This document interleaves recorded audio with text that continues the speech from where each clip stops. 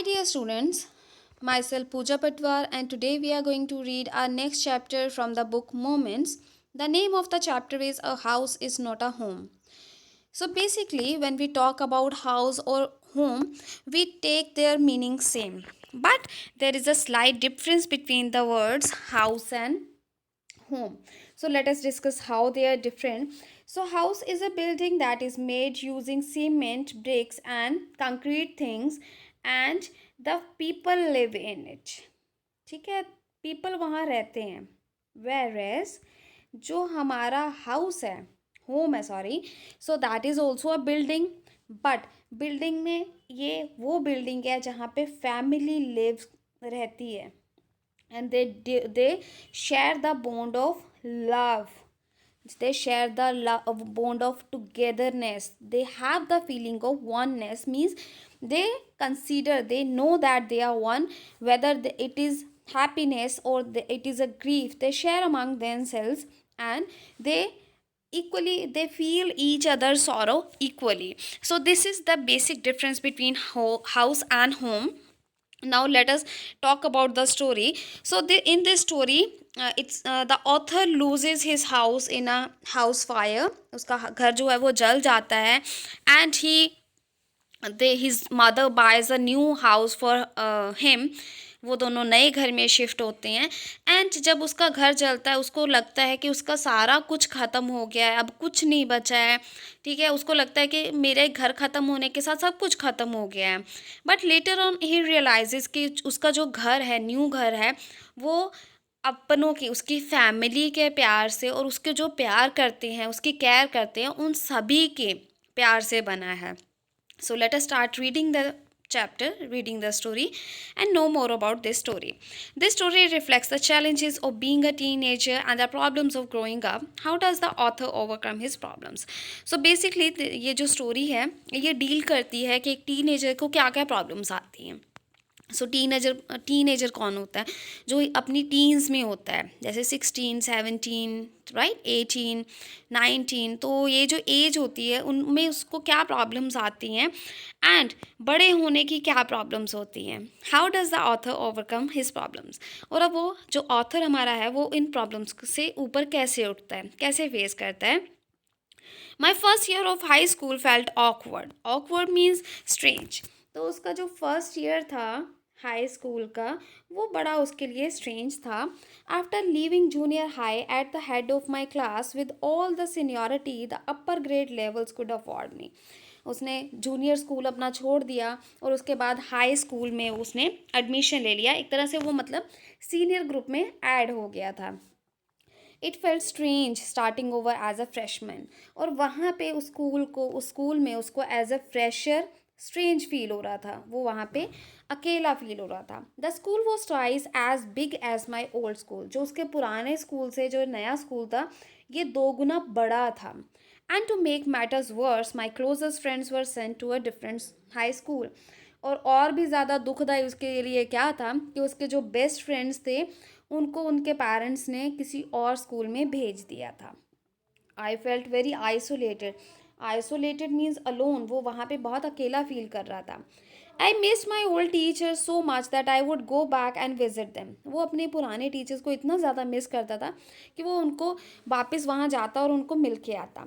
They would encourage me to get involve in school activities so that I could meet new people. वो मुझे इनक्रेज करते थे कि मैं स्कूल एक्टिविटीज़ में पार्टिसिपेशन लूँ और मैं नए लोगों से मिलूँ. They told me that in time I would adjust and probably end up loving my new school more than I had my old one. तो टीचर्स ने उसको क्या बोला कि अगर तुम स्कूल एक्टिविटीज़ में पार्टिसिपेट करोगे, ऐसे एक्टिविटीज़ में पार्टिसिपेट करते करते तुम स्कूल में एडजस्ट हो जाओगे और अपने नए स्कूल को शायद पुराने स्कूल से भी ज़्यादा प्यार करने लग जाओगे.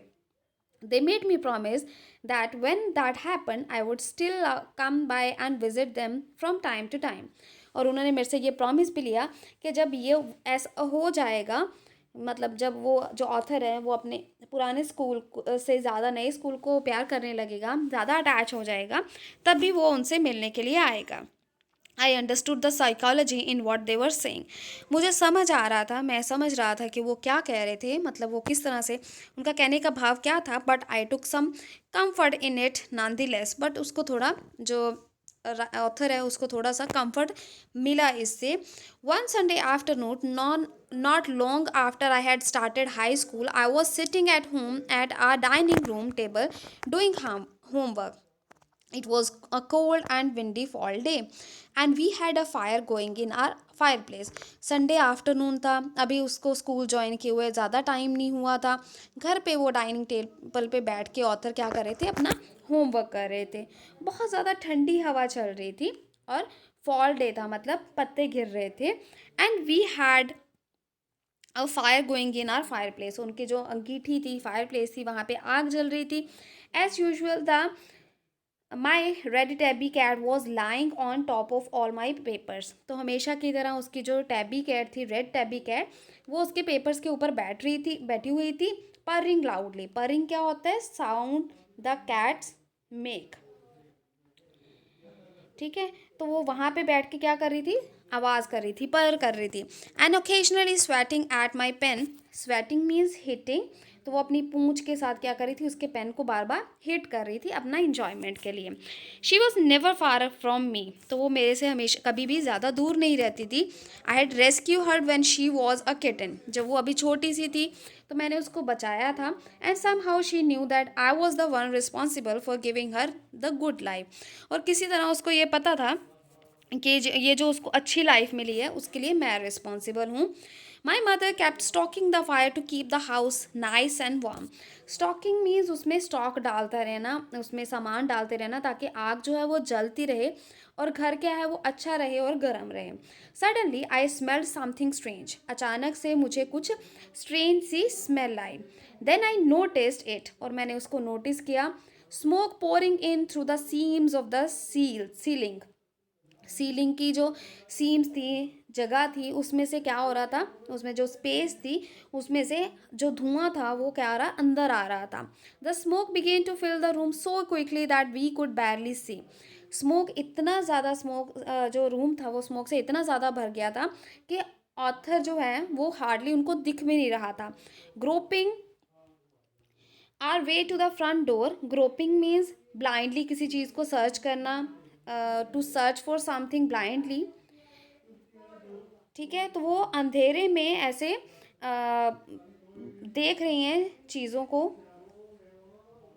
तो वो अपना रास्ता बना रहे थे अंधेरे में, अंधों की तरह, क्योंकि वहाँ पे धुआं बहुत भर गया तो उनको दिख नहीं रहा था।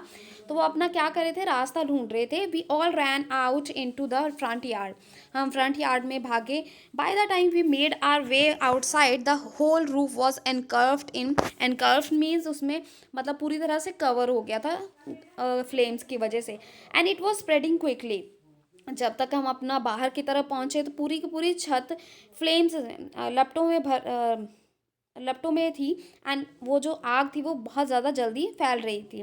आई ran to the neighbours to call the fire department, मैं फटाफट से अपने पड़ोसियों के पास गया ताकि फायर डिपार्टमेंट को बुलाया जाए। While I watch my mother run back into the house, और मैंने देखा मेरी जो मदर है वो वापस घर के अंदर जा रही हैं। My mother then ran out of the house carrying a small metal box full of important document. तब मेरी मदर जो थी वो बाहर आई, उनके हाथ में एक स्मॉल मेटल बॉक्स था जिसमें के इम्पॉर्टेंट डॉक्यूमेंट्स थे। She dropped the case on the lawn and in a crazed state ran back into the house. उन्होंने केस जो था वो लॉन में फेंका और पागलों की तरह वो घर के अंदर वापस भागी। I knew what she was after, मुझे पता था वो क्या लेने जा रही हैं। My father had died when I was young, जब मैं छोटा था तभी मेरी फादर की डेथ हो गई थी। And I was certain that she was not going to let his pictures and letters go up in flames, और मुझे पता था कि मेरी मदर उनकी जो पिक्चर्स हैं, उनके लेटर्स हैं, उनको आग में नहीं जलने देंगी। They were the only things that she had to remember him by, और यही चीज़ें थी जिनको देख के वो मेरे फादर को याद करती थी। Still I screamed at her, mom no, तो फिर भी मैं चिल्ला के उसको मम्मा को बोला कि मम्मा नहीं। I was about to run after her when I felt a large hand hold me back, मैं उनके पीछे भागने ही वाला था जब मैंने देखा, फील किया कि मेरे पीछे कोई बड़ा सा हाथ जिसने मुझे पकड़ लिया। It was a fireman, I hadn't even noticed that the street had already filled with fire trucks. और मैंने ये भी नोटिस नहीं कर पाया, इतना मैं उन मदर को देखने में बिजी था, कि पूरी स्ट्रीट में फायर ट्रक्स आ गए हैं. I was trying to free myself from his grasps, yelling, you don't understand my mother's in them. तो मैं अपने आप को उन हाथों से, उस पकड़ से, चिल्लाते हुए पकड़ से आज़ाद करने की कोशिश कर रहा था, चिल्ला रहा था, शाउट कर रहा था कि तुम्हें नहीं पता है मेरी मदर अंदर है. He held on to me while other firefighters ran into the house. तो उस इंसान ने मुझे पकड़ के रखा जबकि बाकी जो फायर फाइटर्स थे वो घर के अंदर गए. He knew that I wasn't acting very logically. उसको पता था कि मैं ज़्यादा सोच समझ के काम नहीं कर रहा हूँ. And that if he were to let go I would run. और अगर उसने मुझे छोड़ दिया तो मैं भाग जाऊँगा. He was right. It's all right, they will get her, he said. उन्होंने कहा, जो इंसान ने पकड़ा हुआ था उसने कहा कोई बात नहीं, वो उसको ले आएंगे. He wrapped a blanket around me and sat me down in our car. तो उन्होंने मेरे आसपास अपना ब्लैंकेट उसने लपेट दिया और मुझे हमारी कार में बिठा दिया. Soon after that a fireman emerge from our house with my mom in tow. तो जल्दी ही एक फायरमैन बाहर आया जिसने कि मेरी मदर को बाहर निकाला. He quickly took her over to the truck and put an oxygen mask on her. तो उन्होंने फटाफट से मेरी मदर को ट्रक में डाला और उनके ऊपर ऑक्सीजन मास्क लगा दिया. I ran over and hugged her. मैंने उनको हग किया.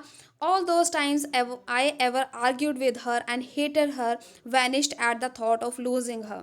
और वो सारा टाइम मैं उनके साथ आर्ग्यू करता रहा और उनको ये बोलता रहा कि अगर वो चली जाती तो मैं क्या करता. She is going to be okay said the fireman. Fireman ने कहा वो ठीक हो जाएंगी. She just inhaled a little smoke. उन्होंने थोड़ा सा स्मोक उनके अंदर चला गया है. And then he ran back to fight the fire while my mother and I sat there dazed. और वो वापस फायर को बुझाने के लिए चला गया जबकि मैं और मेरे मदर वहाँ बैठ के देखते रहे. I remember watching my house burn down and thinking that there was nothing I could do about it. मेरे को याद है मैं अपने घर को जलता हुआ देख रहा था और सोच रहा था कि मैं अब इसके बारे में कुछ नहीं कर सकता. 5 hours later the fire was finally out. 5 घंटे के बाद आग बुझा दी गई. Our house was almost completely burn down.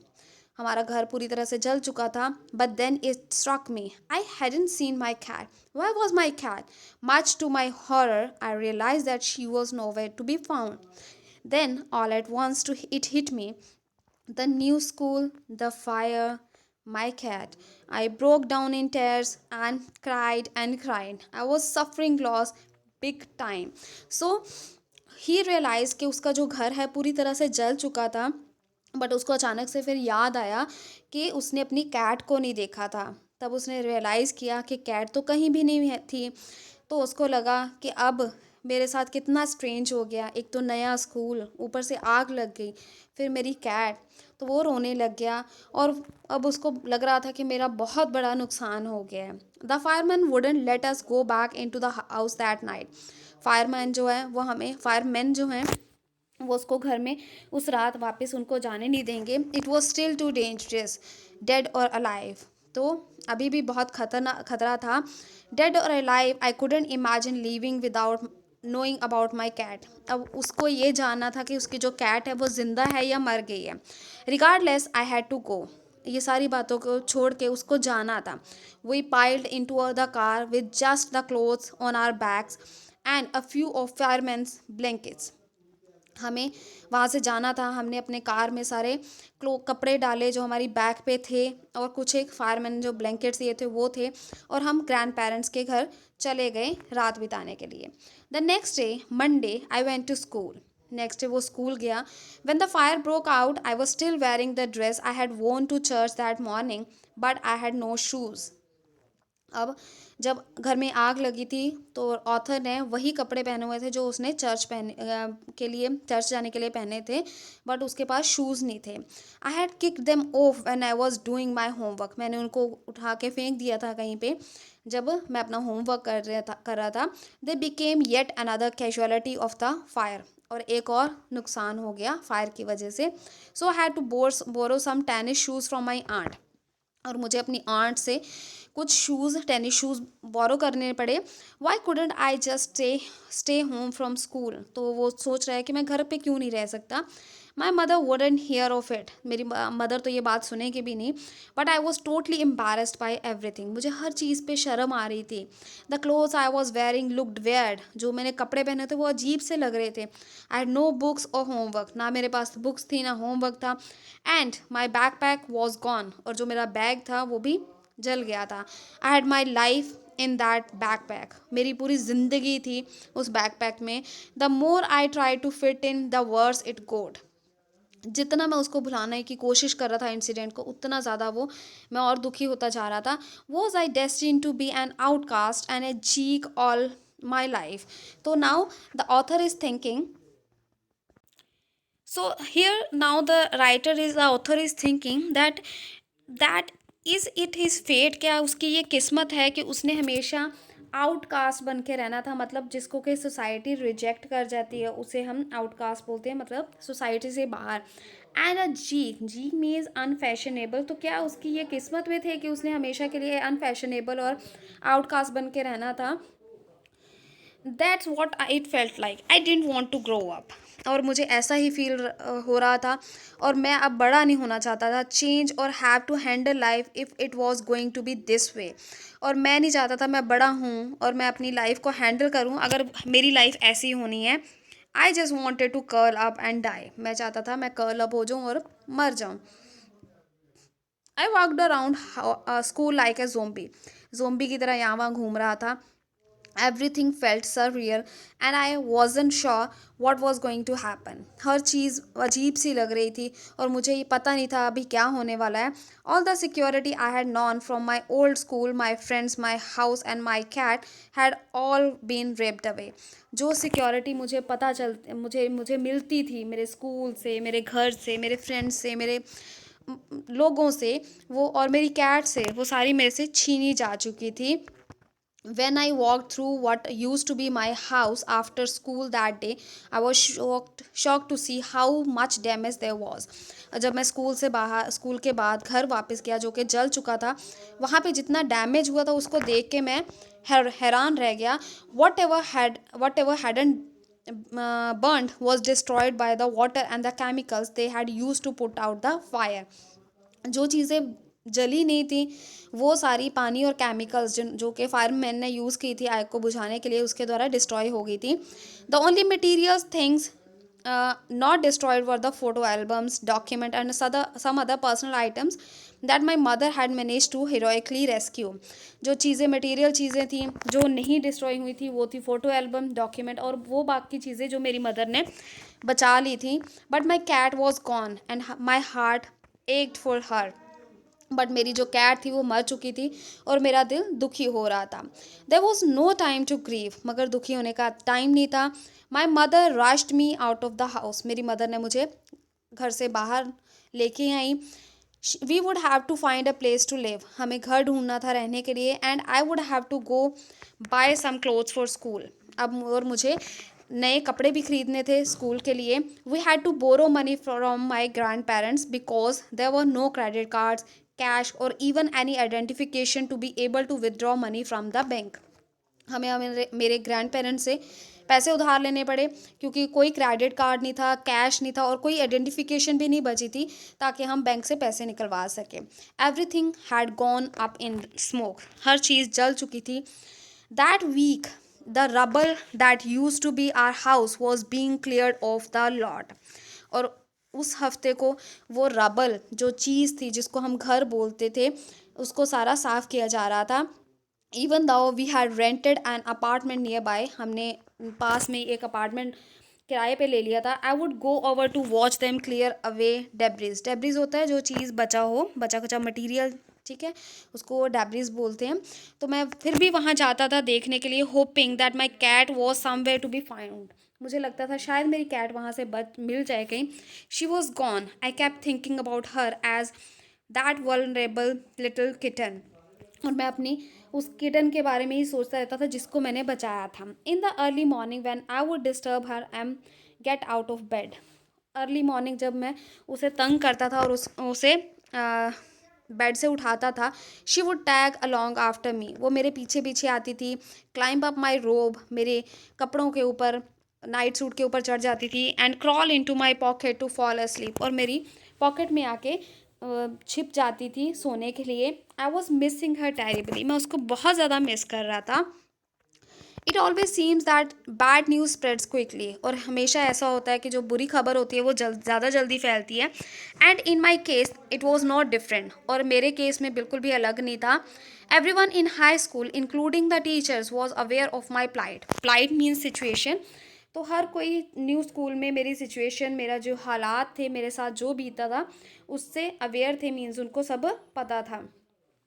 including teachers was aware. I was embarrassed as if somehow I was responsible, और मुझे ऐसे फील हो रहा था जैसे कि उसके लिए मैं रिस्पॉन्सिबल हूँ। What a way to start off at a new school, क्या अजीब सा ढंग था, मतलब उसको ऐसा लग रहा था कैसी बिगनिंग हुई है मेरी नए स्कूल में। This was not the kind of attention I was looking for, और मैं इस तरह की अटेंशन नहीं चाहता था। The next day at school people were acting even more strange than usual, और नेक्स्ट डे स्कूल में पीपल, जो लोग थे, वो और स्ट्रेंजली एक्ट कर रहे थे, बिहेव कर रहे थे। I was getting ready for gym class at my locker, मैं लॉकर पे अपनी जिम क्लास के लिए रेडी हो रहा था। People were mailing around me, लोग मेरे आसपास, sorry, people were milling around me, लोग मेरे आसपास इकट्ठे हो रहे थे। Asking me to hurry up, और मुझे बोल रहे थे जल्दी जल्दी करो। I thought it strange but in the light of the past few weeks nothing would surprise me, और पहले मुझे स्ट्रेंज लगा, बट जो मेरे साथ पिछले कुछ दिनों हफ्तों से कुछ हो रहा था, उसकी वजह से मुझे कुछ स्ट्रेंज नहीं लग रहा था। It almost seem that they were trying to shove me into the gym, मुझे ऐसा लग रहा था कि ज़बरदस्ती धक्का मार के मुझे जिम में लेके जा रहे हो।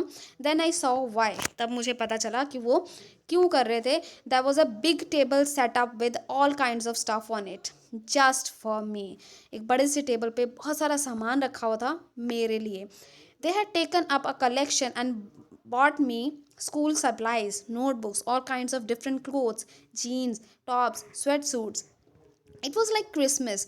तो उन्होंने कलेक्शन किया स्कूल में से और मेरे लिए सारी सप्लाईज़ ली जो मेरी ज़रूरत की थी, जैसे नोटबुक और cloth, jean top, sweat suit, और उसको क्रिसमस जैसा फील हो रहा था। I was overcome by emotions, मुझे बहुत ज़्यादा इमोशनल हो गया मैं। People who had never spoken to me before were coming up to me to introduce themselves, लोग कभी मेरे सामने पहले इंट्रोड्यूस करने के लिए अपने आप को नहीं आए थे। I got all kinds of invitation to their houses, और सभी ने मुझे अपने घर इन्वाइट किया। The genuine outpouring of concern really touched me, जो उन्होंने मुझे प्यार दिखाया उससे मैं बहुत ज़्यादा इमोशनल हो गया। In that instant I finally breathe the sigh of relief and thought for the first time that things were going to be okay, और उस टाइम मुझे फाइनली ये फील हुआ कि अब सब कुछ ठीक हो जाएगा। I made friends that day, उस दिन मेरे फ्रेंड्स बने। A month later I was at my house watching them rebuild it, एक महीने बाद मैं अपने हाउस को बनते हुए देख रहा था। But this time it was different, but इस बार ये अलग बन रहा था। I wasn't alone, I was with two of my new friends from school, और मैं अकेला नहीं था, मेरे दो फ्रेंड्स थे, नई स्कूल थे, जो मेरे साथ बैठे हुए थे। It took a fire for me to stop focusing on my feelings of insecurity and open up to all the wonderful people around me, और ये आग की वजह से ही था कि मैं अपने आसपास मेरे अच्छे कितने लोग अच्छे हैं, उनका जो प्यार है वो मुझे दिखा। ना I was sitting there watching my house being rebuild when I realize my life was doing the same thing, और मैं वहाँ बैठा देख रहा था कि मेरा घर बन रहा है, और मैं ये भी रियलाइज़ कर रहा था कि मेरी लाइफ भी नई बन रही है।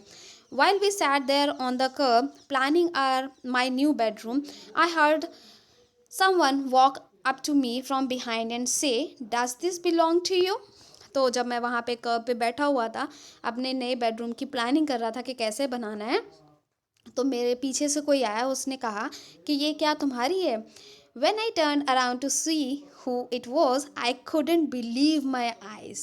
तो जब मैंने मुड़ के देखा तो मैं बिलीव नहीं कर पाया। A woman was standing there holding my cat, एक औरत खड़ी थी जिसके हाथ में मेरी कैट थी। I leapt up and grabbed her out of the women's arms, तो मैंने फटाफट से उसको पकड़ लिया। I held her close to me and cried into that beautiful orange fur, cried into that beautiful orange fur। मैंने उसको अपने साथ लगा लिया और उसके हाथों उसके फर को टच करने लगा। शी पर्ड हैप्पीली, तो उसने साउंड निकाला। My friends were hugging me, hugging the cat and jumping around. मेरे जो फ्रेंड्स थे मुझे हग कर रहे थे, मेरी कैट को हग कर रहे थे और मेरे आसपास घूम रहे थे। Apparently, my cat had been so freaked by the fire that she ran over a mile away। तो उस टाइम पे जब आग लगी थी, मेरी जो कैट थी वो आग से इतना डर गई थी, वो लगभग 1 माइल दूर भाग गई थी। Her collar had our phone number on it, और मैं उसके कॉलर पे हमारा फ़ोन नंबर लिखा हुआ था। But our phones had been destroyed and disconnected, हमारे फ़ोन ख़राब हो चुके थे, नष्ट हो चुके थे और डिसकनेक्ट हो चुके थे।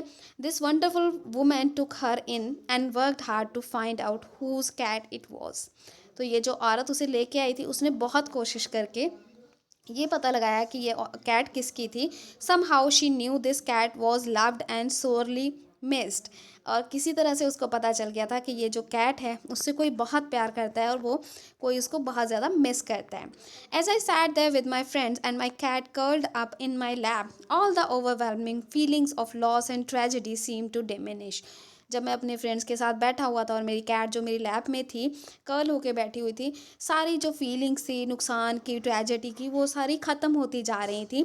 I felt gratitude for my life, my new friends, और मैं भगवान का शुक्र कर रहा था अपनी नई ज़िंदगी के लिए, अच्छे फ्रेंड्स के लिए, नए फ्रेंड्स के लिए, और काइंडनेस ऑफ अ स्ट्रेंजर, उस स्ट्रेंजर औरत की ने जो काइंडनेस दिखाई, एंड द लाउड पर ऑफ माई बिलव्ड कैट, और उस कैट की जो आवाज़ कर रही थी उसके लिए। My cat was back and so was I, मेरी कैट भी वापस आ गई थी और मेरा अपना आप भी मुझे वापस मिल गया था। So this story was written by Zan Godioso. So I hope you liked this story and you have understood it well. If you did, please do tell me in the comments. If I left anything that was not made clear, please mention that also in the comments so that I can improve myself. So, and if you like the video, please like and subscribe, and can have a nice day. Enjoy your day. Bye bye, take care.